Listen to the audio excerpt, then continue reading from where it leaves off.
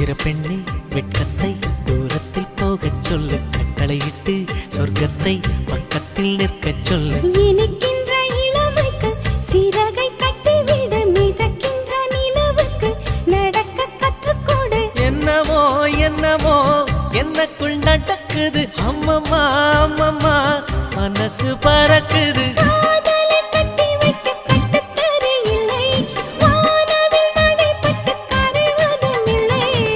வானத்து நிலவெடுத்து வாசலில் வைக்கட்டுமா?